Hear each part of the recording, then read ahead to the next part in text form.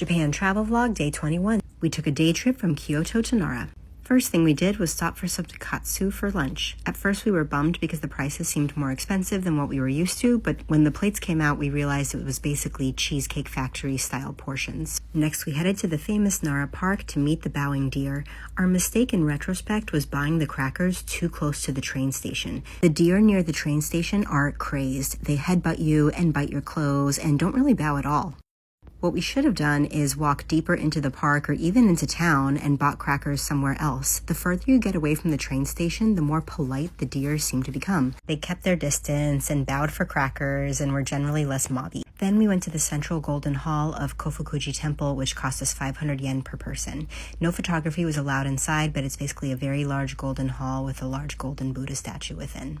Next, we walked to the Great Buddha Hall for 800 yen per person. We almost skipped this because we felt like we paid too many fees and seen too many temples in the last few days, but I'm so happy we didn't. It is really impressive in scale, not just the Buddha itself, but the doors, the ceilings, all of it. So if you only have time for one temple or hall while you're in Nara, I would say go straight to Great Buddha Hall.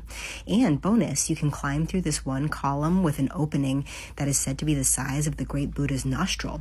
If you can clear it, it means you'll have enlightenment in the next life. Larry didn't even try for enlightenment.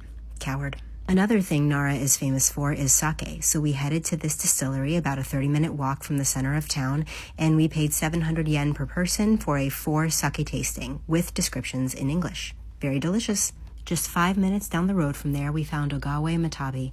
This is a liquor store that also has really great sake tastings and some craft Japanese beers on draft.